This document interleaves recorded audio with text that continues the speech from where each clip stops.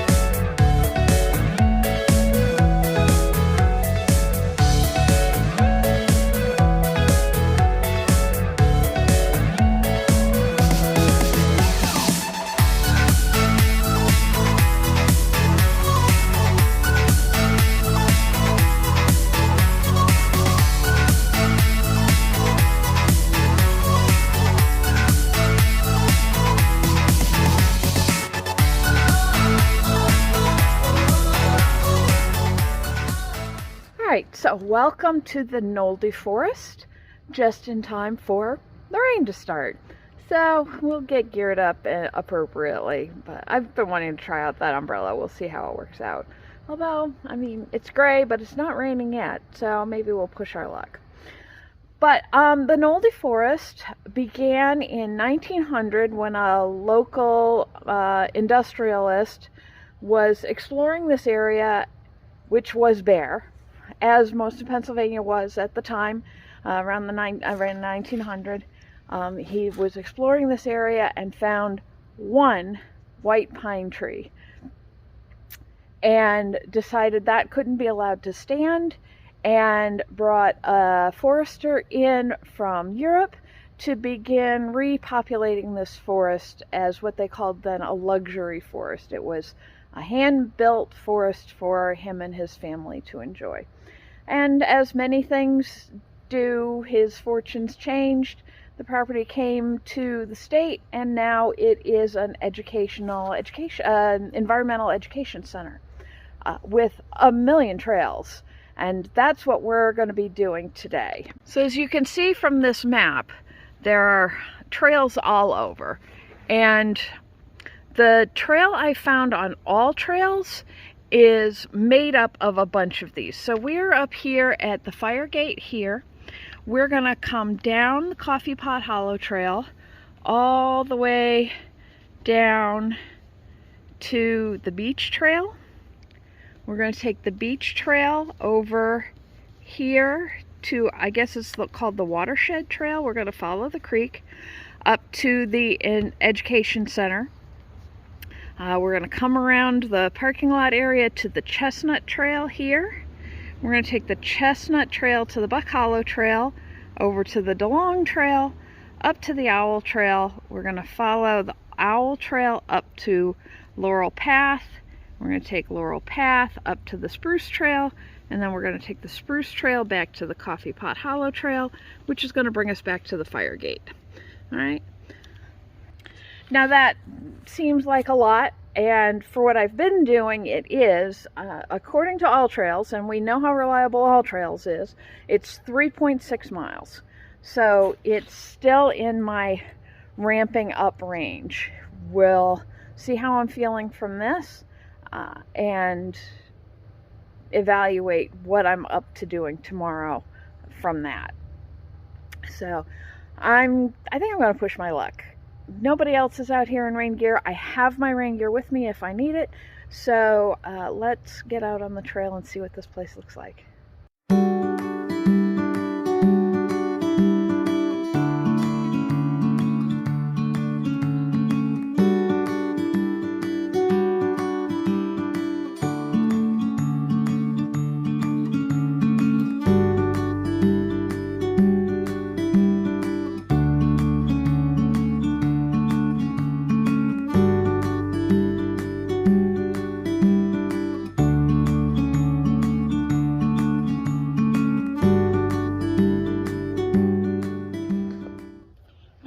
Come quite a mile yet, but I needed to stop and take a break because for some reason I'm getting lightheaded. The same thing happened to me on the third day of our Maryland trip.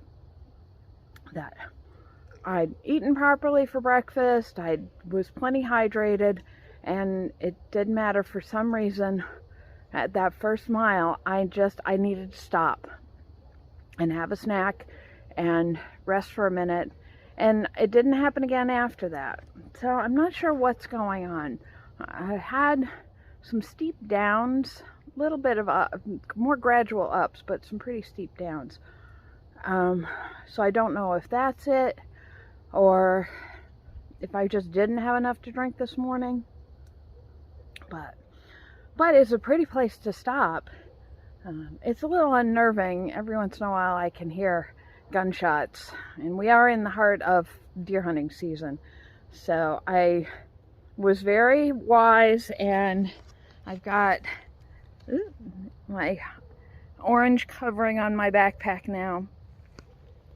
It's not a whole lot of orange, but hopefully it's enough to get some attention if I'm out here and somebody thinks I'm a deer, which I'm not sure the teal is going to do that. But I didn't put my rain gear on, and it hasn't started raining yet. I was concerned about the cold, so I did put my alpaca hoodie on, but I think I'm going to take it off when I get started again, because I am starting to get warm. This is the thing about wearing my bowler again, is it's a wool hat. I mean, it looks like a fancy wimpy hat, but it is a wool hat, and interestingly enough, it is a traditional cowboy hat. If back in the day, cowboys were as likely to be wearing bowlers or derbies as they were to be wearing what we think of as cowboy hats. They keep the rain off, they keep the sun out of your eyes, so they're a very practical hat, but they are a very warm hat. So when I get started again, I'll take this off and see how that manages my temperature. But for right now, I think I'm just going to take a break.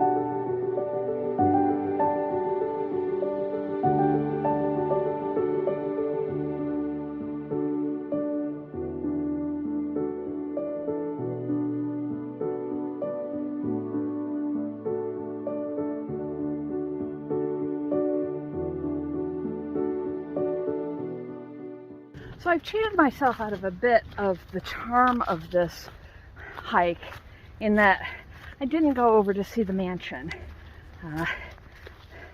Because of my delays, I'm running a bit behind. I've got a bunch of errands I got to do at home this afternoon. So I'm going to save that for another trip. That would be a good one to bring Nikki to. I think she'd really enjoy that. So I'm halfway done. And it looks like this was some sort of old logging road or anything. So we're going to enjoy the easy while we've got it and keep on hiking.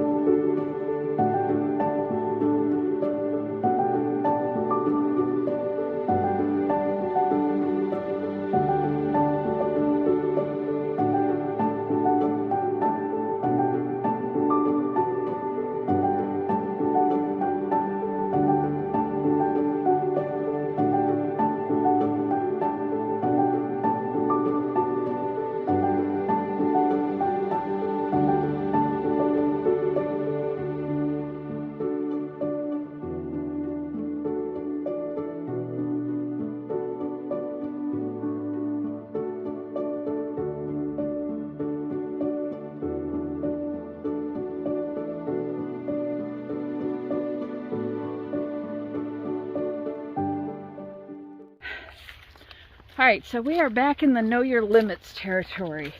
I've done a little over 2.5 miles. My ankles are not terribly happy at the moment, which isn't to be expected. I haven't really put them to this much up and down since I got the orthotic, so they're still adjusting and stretching based on those. And it's starting to drizzle. So I'm cutting off a section of the trail that I was going to do and shortening it up a little bit. It's really beautiful out here. It does kind of remind me of a field trip we took when I was in the 2nd grade. I grew up in the middle of Michigan, which, like Pennsylvania, was logged within an inch of its life.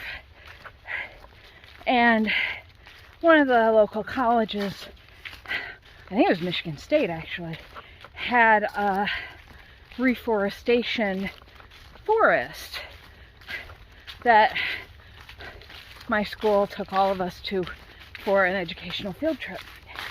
And it was really kind of eerie because all of the trees were in straight rows, spaced evenly apart, and practically mown in between. And one kid started screaming that they saw a ghost. And it took almost no time at all before all 4 classes of 2nd graders also swore that they saw a ghost, including myself. In fact, I think I drew pictures of it when we got back to school. I also think I got spoken to by the teacher about believing in superstition, but since I became pagan, you know, I guess she's right. But from this distance, I can kind of understand it. And I'm getting some of it kind of here as well. That the energy of a man-made forest is very different from the haphazard energy of a naturally grown forest. And if you believe in such things, it's almost like the fairies can't figure out what to do with all these neatly spaced trees. Oh, but it's still beautiful. It was interesting hiking along the Chestnut Trail, though, and knowing that back when this was being reforested, they probably did plant a lot of chestnut trees. The American chestnut was the most common hardwood on the eastern seaboard. And it was commonly used in furniture making and woodworking and house construction. It was strong, it was plentiful, so it was cheap. But in the 20s, chestnut fungus came over from Asia and within 20 years had decimated all of the chestnuts on the East Coast. So even though that trail is named Chestnut Trail, there probably aren't any chestnut trees there. Or if there are, they're very stunted, and by the time they get to be 6 feet tall, they'll be dying. So, which is kind of sad to think about, but that is the way of nature sometimes. They are working on breeding resistant strains of the chestnut to start bringing it back, but as with all things, that takes time. All right, I'm gonna keep moving and start heading back to the car.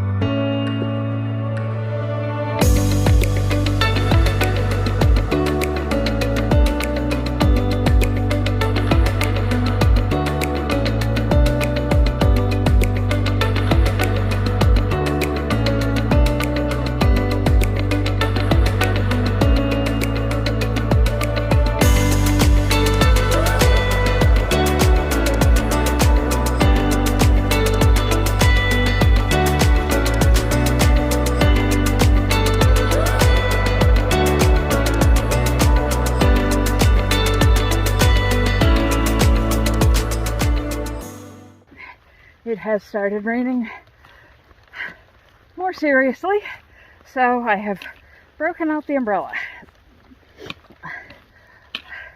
and took a little finessing to figure out how to attach it best. So you can see here I've got two little elastics here and here holding it onto my strap, and if I needed to, I can use the handle strap. That's just kind of caught there, but I could wrap the handle strap back around the handle to hold it even more securely. I tried doing it that way and it made it tilt too far forward, so I couldn't see the trail very well. So I released that, I moved the whole thing up a little bit, and now it seems to be working really well. It's much better than putting a raincoat on, especially when I'm in that in-between state where I'm a little bit too warm, but not so warm that I really should be taking off another layer. I should probably take off my hat. But right now, the brim is keeping the pole of the umbrella from whacking me in the head. So that's another side benefit to wearing the derby. All right. We're making a lot of zigs and zags on the trails right now, so I gotta go look at my map again.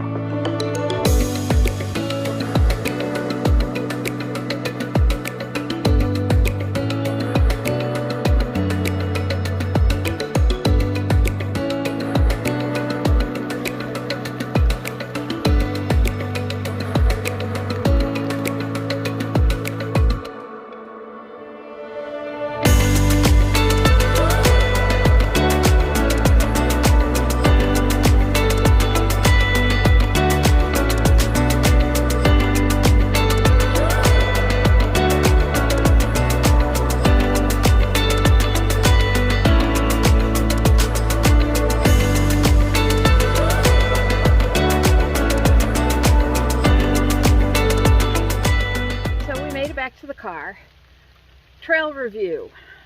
This is a great park. I love this park.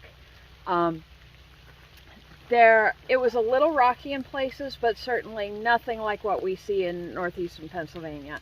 So it was a bit of a challenge for my ankles, and they're pretty tired right now, so that's going to limit what I can do while I'm working on building those up. But I love the variety of woodlands you get here. There are ADA accommodating trails here. Lots of variety. So I'm definitely going to be coming back here to do some of these other trails. I did the outer loop, which kind of goes around the edges of the park, which the downside of that is you're going right along the road, so you can see. So I was hearing a lot of traffic as I was hiking. I think if I was doing trails more in the interior, I wouldn't have that quite so much. So, but we'll definitely come back and see how that is. I'm curious to see how this looks in the winter, so maybe we'll come back here for that. Gear check. I used the FoPro on a backpack clip. I'm not sure how well that worked out. I was running into the same problems I was running with the clip that I had my phone on, that it angles up when it's attached to my chest strap, especially if I turn it around, because I kind of have a shelf here.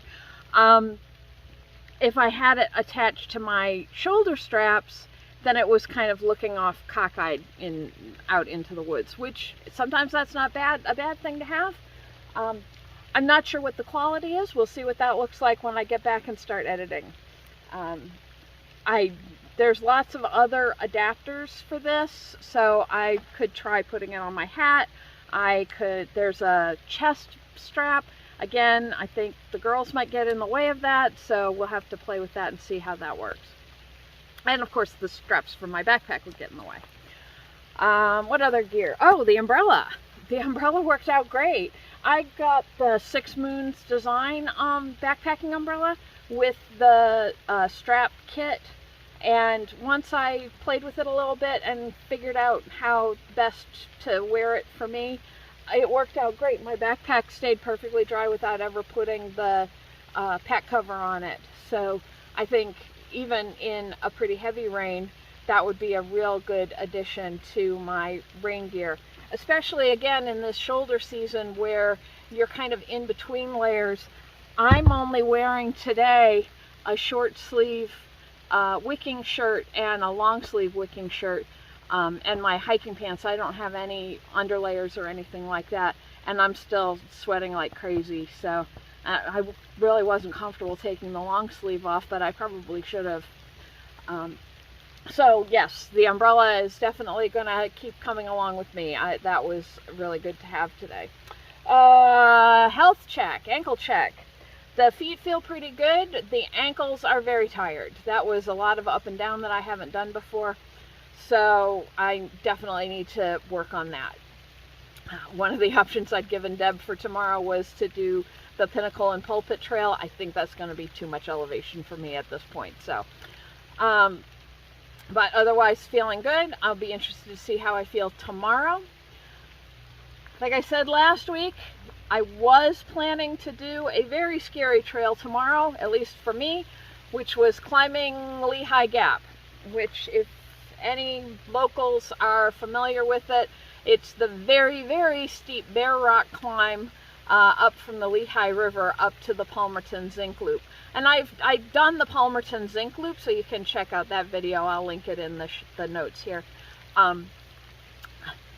But I haven't done that climb, and I'm terrified of heights. And I thought I could overcome my fear of heights if I was with other people there to support me, but seeing the state my ankles are in, I don't think I want to risk that. I think that would make me a danger to them, and I don't want to put other people at risk for me to try this.